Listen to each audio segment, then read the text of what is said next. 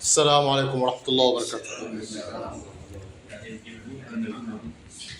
الله أكبر الله أكبر الله أكبر الله أكبر أشهد أن لا إله إلا الله أشهد أن لا إله إلا الله أشهد أن محمدا رسول الله أشهد أن محمدا رسول الله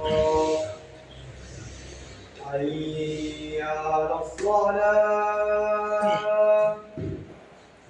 حي على الصلاة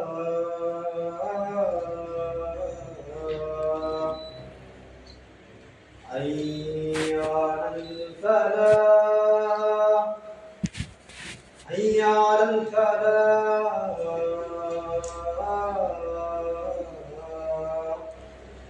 الله أكبر الله أكبر لا إله إلا الله.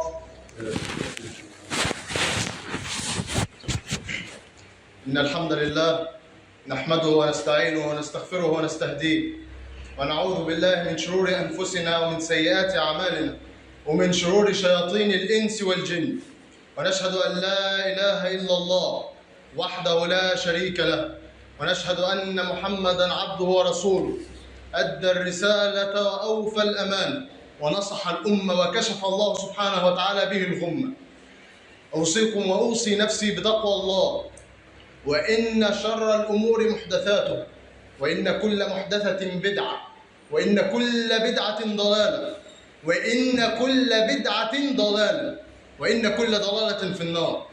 يقول الله سبحانه وتعالى: بسم الله الرحمن الرحيم: يا أيها الذين آمنوا اتقوا الله حق تقاته، اتقوا الله حق تقاته ولا تموتن إلا وأنتم مسلمون. أما بعد، إخوتي في الإسلام، يقول رسول الله صلى الله عليه وسلم: إن الله سبحانه وتعالى كره لكم ثلاثا.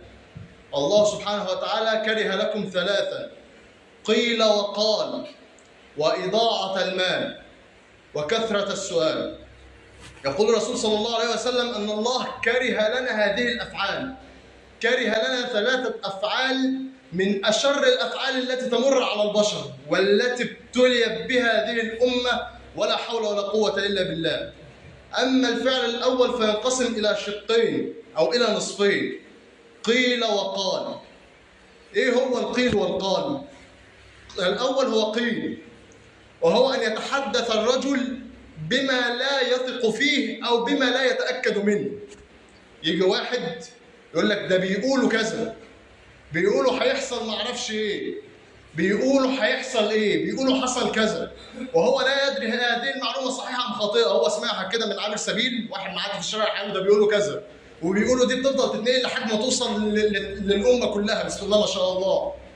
وما اسهل ان الامور دلوقتي تصل على الفيس بقى والحاجات دي، تلاقي كده واحد بيقولوا هيحصل والدنيا تولع. وهذا يعتبر من الكذب، هذا يعتبر من الكذب، لانه اللي بيقول بدون علم فهو بين حائطين. الحائط الاول ان هو بيكذب لان ده لسه ما حصلش فعلا، والحائط الثاني انه يحصل فعلا في المستقبل. ولكن هل هو صاحب علم بالغيب؟ لو قال فقد اشرك، كفر اكبر. لو قال لا فهو كذاب. اذا قيل وقال الله سبحانه وتعالى كرهها للناس.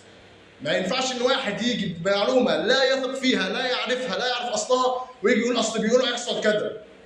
إن من أحب الأعمال إلى الله إدخال السرور على قلب مسلم. لما تيجي أنت على واحد مسلم وعلى أمة مسلمة كاملة وتقول لهم ده بيقولوا السنين اللي جاية ضنك ومش هنلاقي خير ومش هنلاقي ناكل وهنموت من الجوع، حتى لو ده هيحصل في المستقبل، دي حاجة بتاعت ربنا سبحانه وتعالى مش بتاعتنا. أنت لما تأتي تدخل الحزن على قلب أمة كاملة بمعلومة أنت سمعتها والله أعلم مصدرها إيه، هل ده يصح؟ لا حول ولا قوة الا بالله، شلت اثم امة كاملة. كل اللي سمع الكلام اللي انت قلته شلت اسمه. وانا لله وانا اليه راجعون. والشق الثاني في قيل وقال هو قال، وهو الشخص الذي يمشي بين الناس بالنميمة. وسبحان الله ان الامة ابتليت في رجالها انه اصبح الناس اللي بتمشي بالنميمة اكثرهم من الرجال مش من النساء، ودي مصيبة.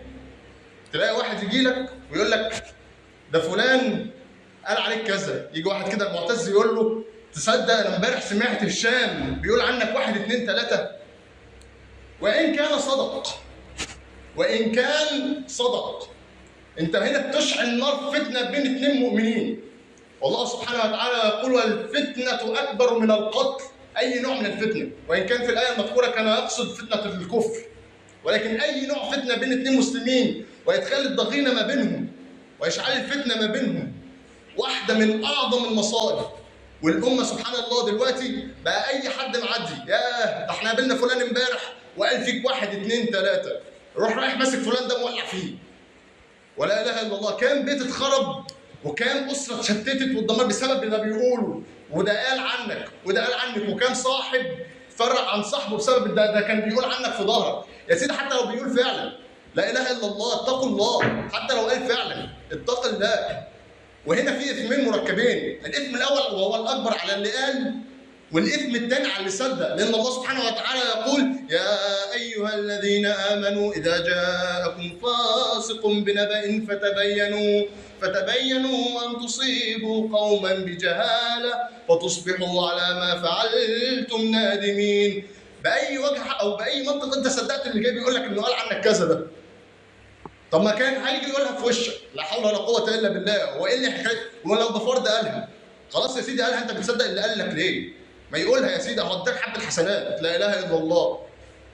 فهذه من الامور اللي ابتليت بها الامه قيل وقال، واصبحت منتشره بين الرجال زيها زي النساء، ودي من افعال النساء اصلا، ومن اكبر الاسباب اللي بتدخل النساء، اللي جعلت النساء اكثر اهل النار هي الافعال اللي زي قيل وقال. والحمد لله اليوم اصبحنا مبتلين بها احنا الرجال.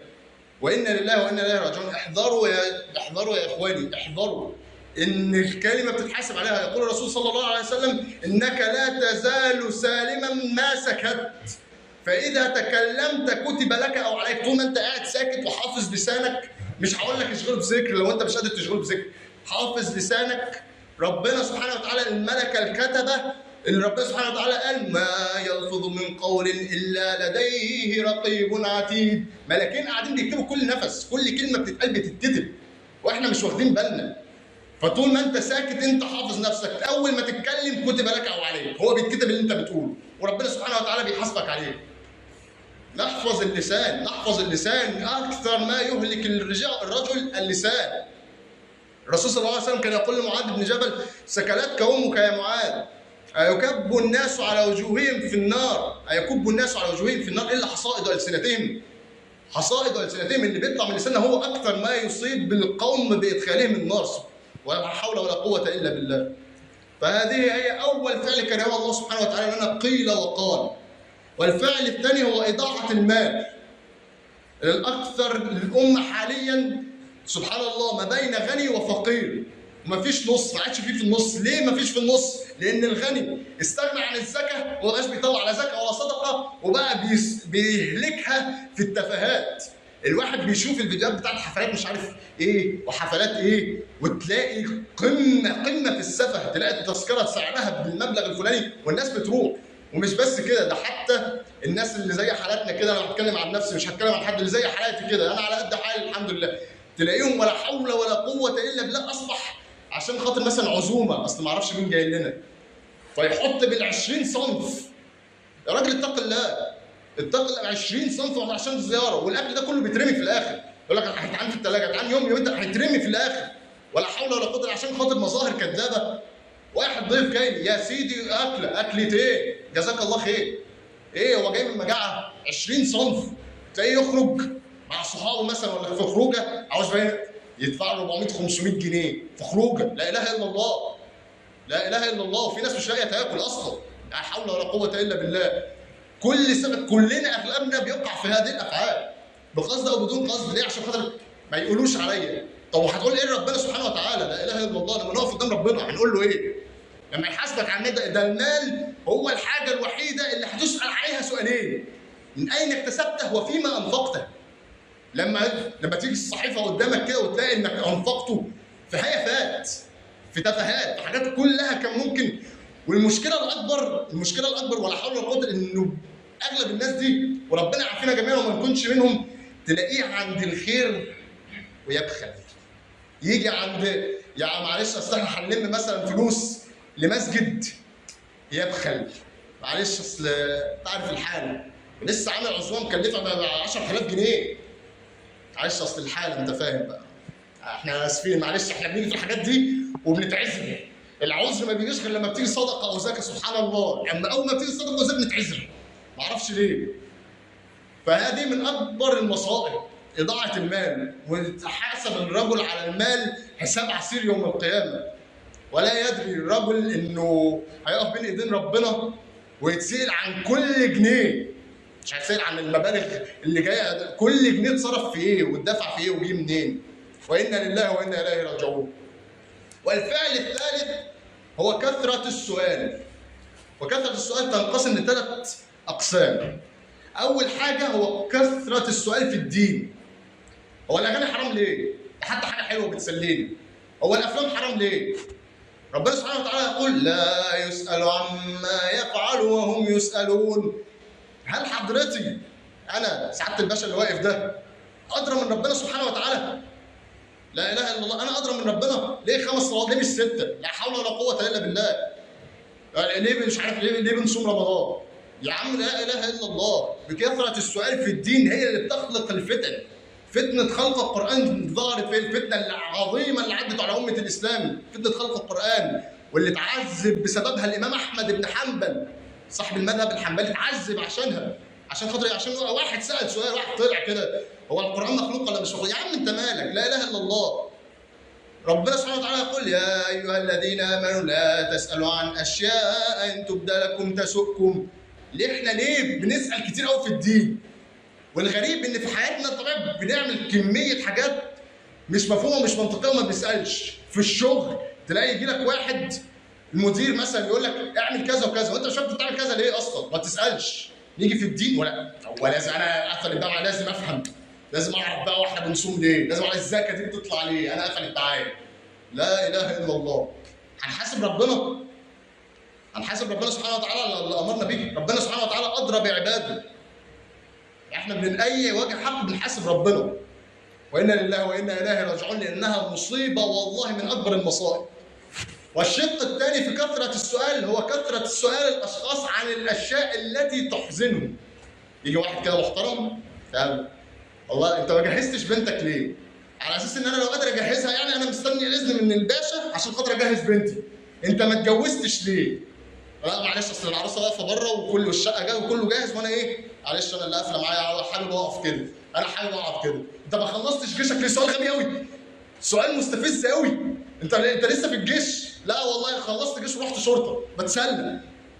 اسئله بتحزن. يعني ممكن بعض الناس تاخدها ان هي ايه؟ ان هي اسئله يعني ترفيهيه، الضحك ولا سؤال غريب. ايه الضحك ده؟ بس هو بيحزن اللي قدامه لان حاجه محزنه وحاجه تنقصه فعلا. ما جبتش عربيه ليه؟ ما اشتريتش شقه ليه؟ ما عملتش بيت ليه؟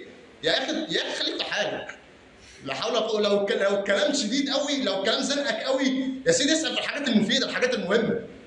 او اصمت وليقل خيرا او ليصمت. الرسول صلى الله عليه وسلم بيقول: من كان يؤمن بالله واليوم الاخر فليقل خيرا او ليصمت. مفيش كلمه حلوه يبقى نصمت، مفيش خير يبقى نصمت. والشق الثالث هو كثره السؤال في الحاجه. معلش بالله عليك ممكن تسلفني كذا؟ بعدها بيوم ممكن بقى تسلفني كذا؟ طب بعدها بيوم ممكن كذا؟ ممكن كذا. ده بيخلق ضغينه بين الناس. ليه؟ لانه الشيطان، احنا مشكله بنتعامل ان احنا يعني بنتعامل ان انا مثلا بتكلم مع يوسف مثلا، انا ويوسف بس اللي بنتكلم. لا والله ما انا ويوسف بس اللي بنتكلم، ده انا ويوسف والشيطان بتاعي والشيطان بتاع يوسف والملائكه حوالينا وكتب وليله كبيره احنا مش شايفين. احنا كل ده في حجاب علينا، في حجاب. يعني كل الحجاب ده بينكشف في وقت الموت. لكن احنا اللي دلوقتي مش شايفين. الشيطان بيوصل رسائل غلط. يوصل لك انه ده يا عم ده بيتكل عليك، وتبدا تحصل ضغينه وكراهيه وزعل بين الناس لكثره السؤال. فكثره السؤال في الحاجه برضه غلط.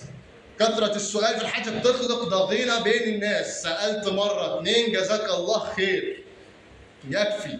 لا تتواكل على احد فيؤدي ذلك الى ضغينه وكراهيه بينك وبينه.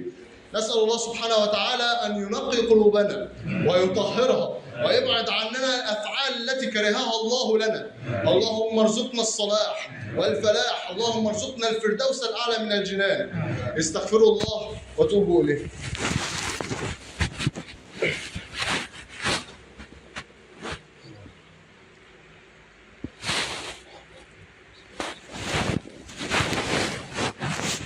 الحمد لله والصلاة والسلام على رسول الله صلى الله عليه وسلم.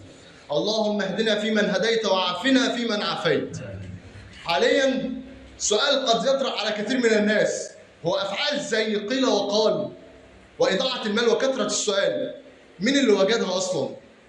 ربنا سبحانه وتعالى. ربنا لم يخلق المخلوقات فقط، ربنا سبحانه وتعالى خلق المخلوقات والسماء والأرض وأفعال المخلوقات وقدر لهذه المخلوقات مصيرها. يعني الأفعال زي قيل وقال ربنا سبحانه وتعالى اللي خلق. طب ليه ربنا سبحانه وتعالى يخلق لنا قيل وقال وإضاعة المال وكثرة السؤال؟ فتنة. إحنا هنا في دار فتنة، دار امتحان. إحنا هنا في دار اختبار. مين اللي قال إن إحنا هنا في دار راحة؟ مين اللي كان بيوصل لنا الفكرة دي؟ مين اللي وصل لنا إن إحنا هنا في دار عشان نرتاح؟ إحنا هنا في اختبار طال أو قصر، هو اختبار. ومين مجنون يضيع اختباره؟ انا واحد من هعيش قد ايه؟ 60 سنه؟ 70 80 100 200. شوف انا هعيش 200. اليوم عند ربنا اليوم الواحد ب1000 سنه مما تعدون. اليوم الواحد عند ربنا. تخيل انت بتلعب في اختبار 60 70 سنه. احنا بنتخيل حاجه ياه 60 سنه 70 سنه والله قصيره، والله العظيم قصيره فوق ما احنا نتخيل. لما نقف في يوم من الايام نكتشف انه 50,000 سنه، في يوم كان مقداره 50,000 سنه. يعني 60 سنه، تخيل 60 سنه تضيع حياه خلد كامله، حياه كامله خلد، يا جنه يا نار، مفيش لعب في الموضوع، يا جنه يا نار، الموضوع ما فيهوش نص.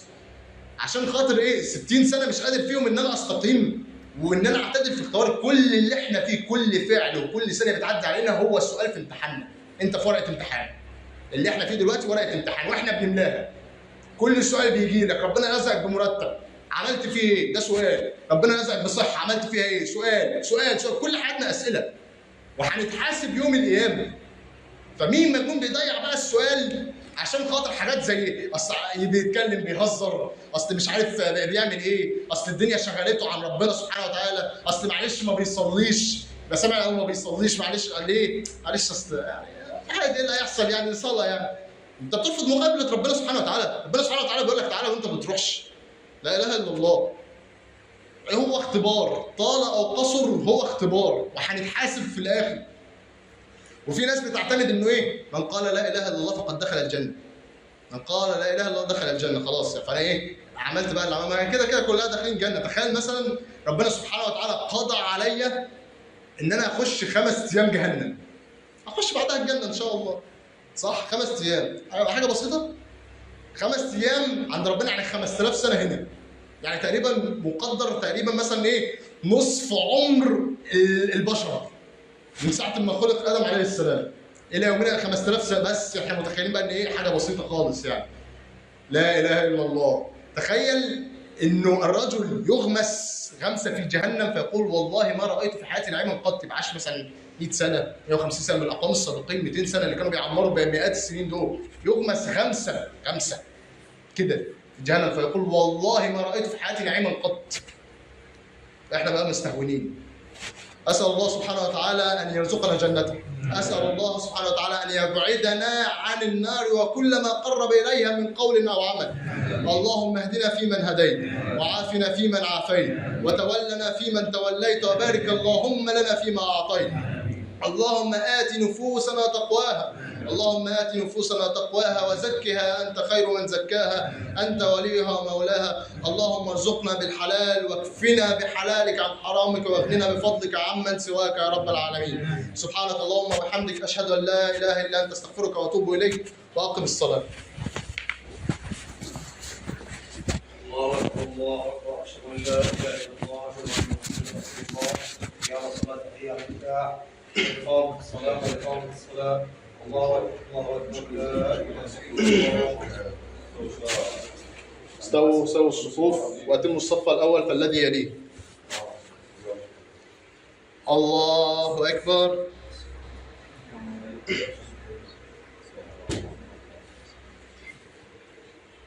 بسم الله الرحمن الرحيم. الحمد لله رب العالمين، الرحمن الرحيم، مالك يوم الدين، إياك نعبد وإياك نستعين، اهدنا الصراط المستقيم، صراط الذين أنعمت عليهم غير المغضوب عليهم ولا الضالين.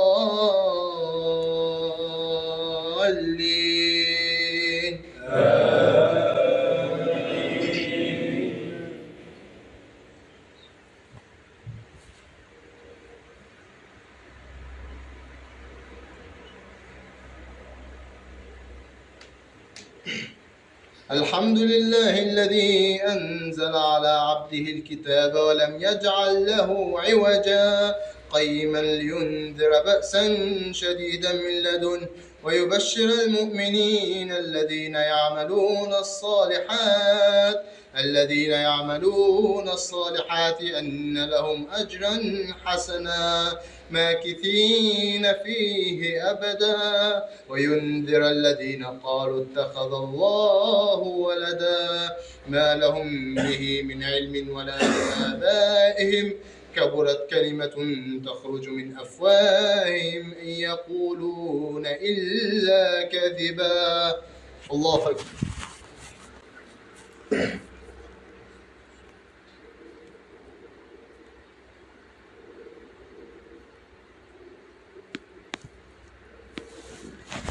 سمع الله لمن حمده.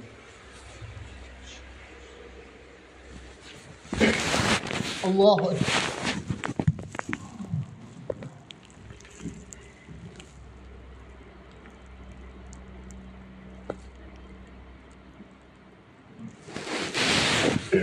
الله أكبر.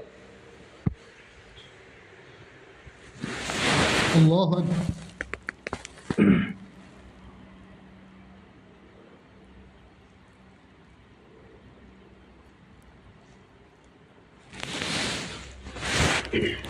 الله أكبر.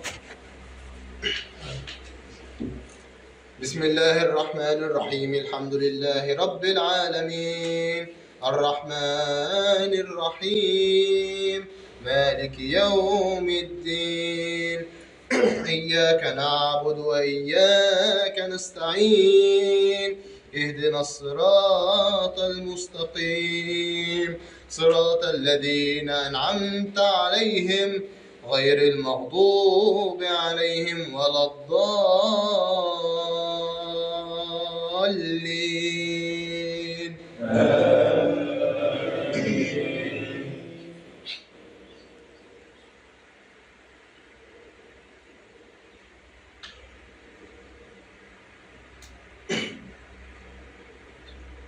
قل لمن الأرض ومن فيها إن كنتم تعلمون، سيقولون لله قل أفلا تذكرون.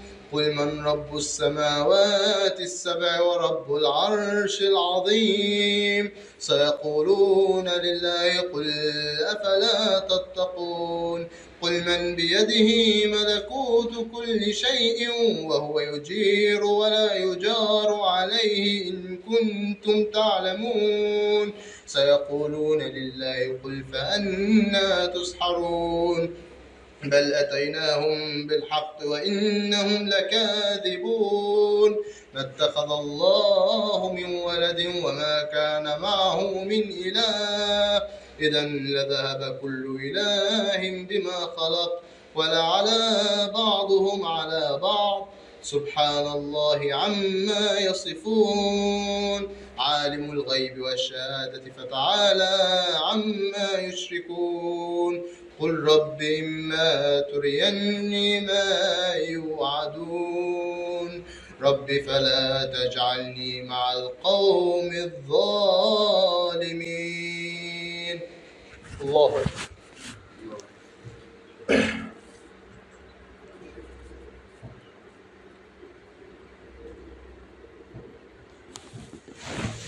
سمع الله لمن حمده. الله أكبر.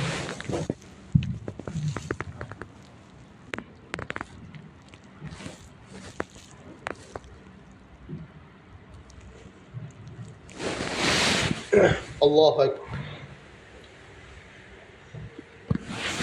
الله أكبر.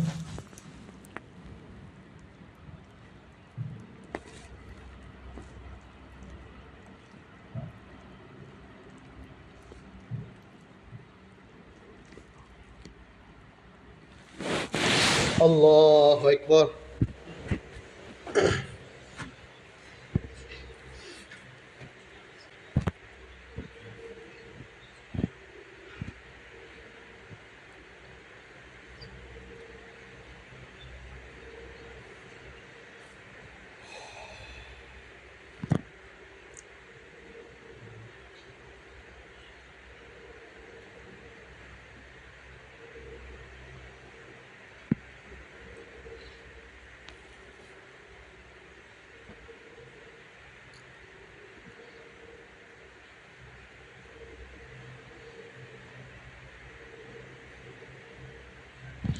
السلام عليكم ورحمة الله وبركاته. السلام عليكم ورحمة الله.